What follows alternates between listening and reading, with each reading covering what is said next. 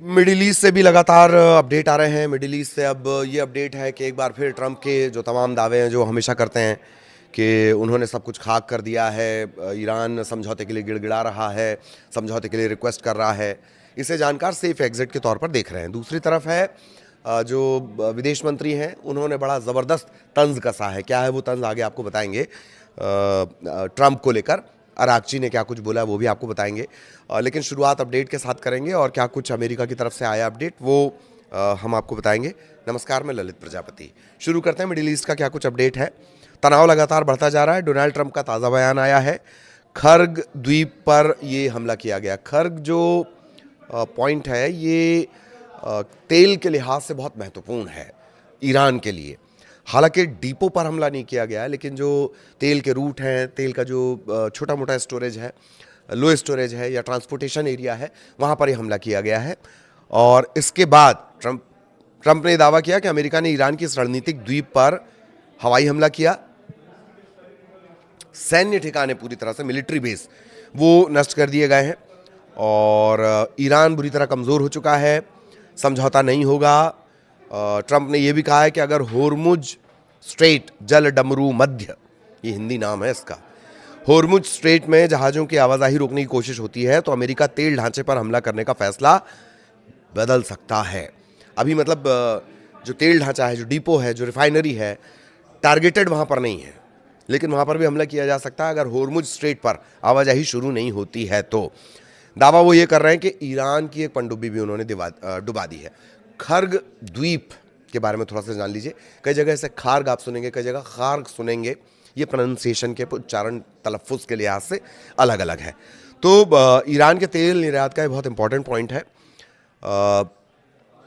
तेल सुविधाओं को भले ही सीधा टारगेट नहीं किया गया, लेकिन इस तरह से उस एरिया में हमला करना ये युद्ध लंबा खींच सकता है, जानकारों का ये मानना है।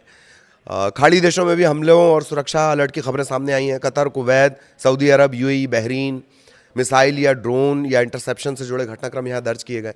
हमले तो खैर लगातार किए जा रहे हैं ईरान की तरफ से, और बार बार वो ये साफ कर रहा है कि अमेरिका अपने जो सैन्य बेस हैं वो हटा ले, मिलिट्री बेस, नेवल बेस या जो एयरफोर्स के बेस हैं वो हटा ले, और फिर ईरान इससे ख़त्म कर देगा, वो हमले रोक देगा। अरब कंट्रीज़ में जो खाड़ी देशों में उसके पॉइंट्स हैं।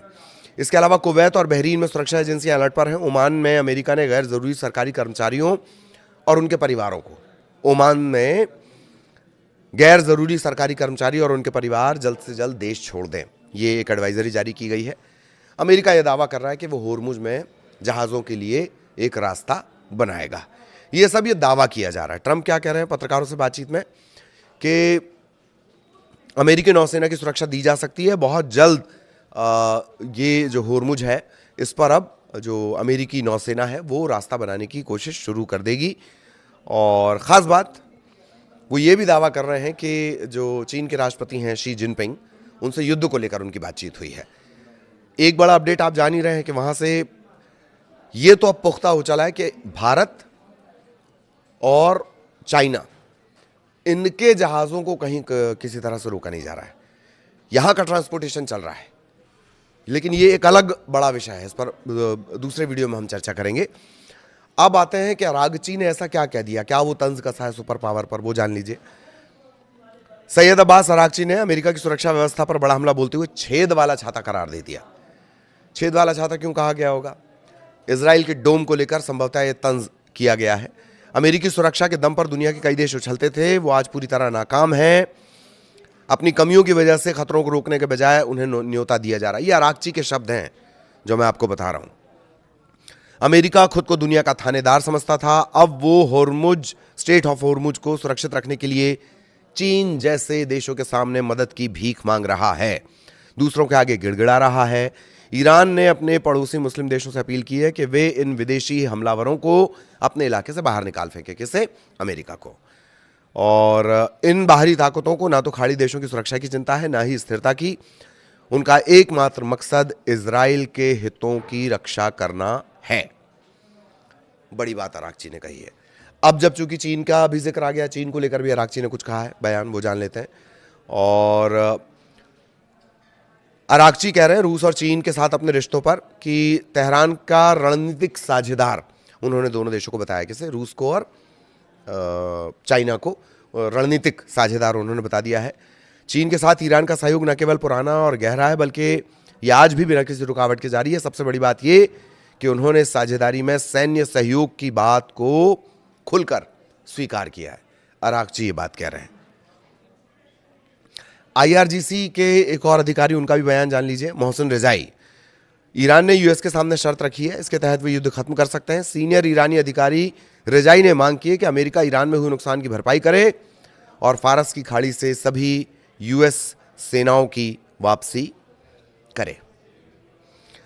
ये उन शर्तों को थोड़ा सा डिकोड करके इसमें देखा जा रहा है जो पहले पेजेश्कियान की तरफ से एक्स पर एक 3 पॉइंट का 3 डिमांड्स जिसे आप कह सकते हैं वो आई थी। इसके बाद पहली दफ़ा मुस्तफा खामनेई जो सुप्रीम लीडर हैं अब ईरान के, उनका एक बयान आया था। उसमें ये सबसे महत्वपूर्ण मांग थी कि भाई ईरान में जो नुकसान आपने किया वो आप उसकी भरपाई करें। दूसरा, जो आपकी मदद करेंगे हम उन पर हमला करेंगे। तीसरा, अगर आपने हमारी संपत्ति को नुकसान पहुंचाया तो हम भी आपकी संपत्ति को पहुंचाएंगे। इसके अलावा भी कई और पॉइंट्स थे। बार बार ये डिमांड की जा रही कि आप खाड़ी देशों से अपने सैन्य अड्डे हटा लीजिए, युद्ध बंद हो जाएगा। जानकार ये भी कह रहे हैं कि ट्रंप और नेतन्याहू दोनों, यानी यूएस और इजराइल, सेफ एग्जिट या सेफ क्विट या इज्जतदार क्विट, कि अपनी इज्जत भी बची रहे और लोगों को ये लगे भी कि भाई सुपर पावर है अमेरिका या इजराइल, ऐसी किसी स्थिति की कोशिश कर रहे हैं जो उन्हें फिलहाल मिल नहीं रही है। ईरान को जितना कम आंका गया, ईरान ने कहीं ज़्यादा, उससे ज़्यादा जो अपने आप को मजबूत तौर पर दिखाया है। और अब ईरान की कोशिश ये कि जंग को लंबा खींचा जाए। जंग जितना लंबा खींचेगी, नेतन्याहू और ट्रंप की मुश्किलात उतनी ज़्यादा बढ़ेंगी। इसमें कहीं कोई शक व शुबा किसी जानकार को नहीं है और यही बात बार बार कही जा रही है। एक और सवाल भी आ रहा है कि क्या 2-3 दिनों में, 4 दिनों में, 5 दिनों में, जानकारों से बार बार पूछा जा रहा है कि उन्हें ऐसा लगता है कि ये युद्ध खत्म होगा, तो ऐसा नज़र नहीं आता। सभी जानकारों का कहना है कि फिलहाल युद्ध खत्म होने की स्थितियां नहीं बन रही हैं और उसकी वजह यह है कि एक जैसे ही